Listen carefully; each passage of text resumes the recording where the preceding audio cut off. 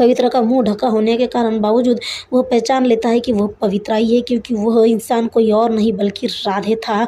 जी हाँ, वो इंसान जिससे पवित्रा टकरा गई थी और जिसे राधे ने देखा, जिसे उस शख्स ने देखा था, वो राधे था। पवित्रा को ऐसे करे ऐसे जान इंसान को पीछा करते देख समझ नहीं पा रहा था कि क्या हो रहा है, इसलिए वह भी पीछे जाता है। पवित्रा एक जगह पर राघव को पकड़ मारने लगती है, तभी अपनी जान हेतु राघव हाथ लगी पिस्टल से पवित्रा पर शूट कर देता है कि जो गोली पवित्रा के बाह पर लगती है। गोली की आवाज़ से राधे दोबारा उस ओर आने लगता है। तभी गोली की दूसरी आवाज़ आती है कि जो पवित्रा ने चलाई थी राघव के पैरों पर, राघव के मुंह पर।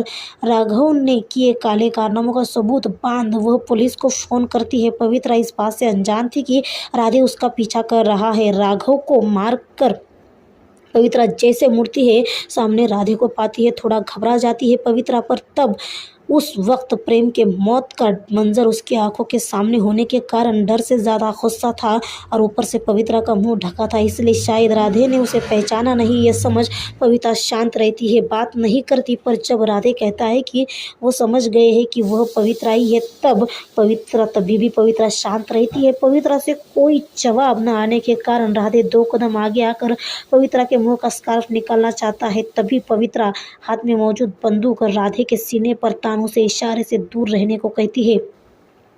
राधे आगे कुछ कहने ही वाला था कि पुलिस की गाड़ी की आवाज़ आती है। राधे पीछे मुड़कर देखता है और दोबारा आगे बढ़ता है। तब तक पवित्रा वहां से गायब हो जाती है।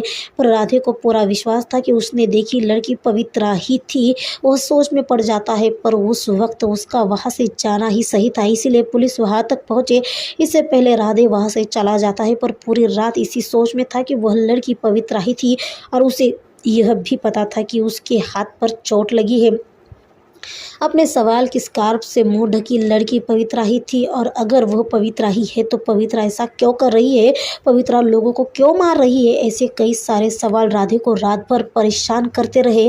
अब तो बस राधे सुबह होने का इंतजार कर रहा था। यह जख्मी हुई पवित्रा जैसे तैसे घर पहुंच जाती है।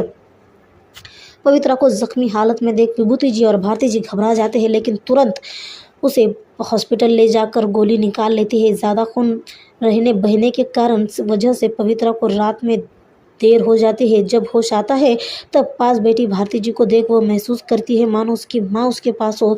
अभी पवित्रा को होश में आया देख विभूति जी और भारती जी के सांस में सांस आती है। दोनों पवित्रा से पूछते हैं कि यह कैसे हुआ। पवित्रा बताती है कि सोहम ठाकुर के राइट हैंड को मारते हुए यह सब हुआ है, और सबसे बड़ी बात वह बताती है कि सास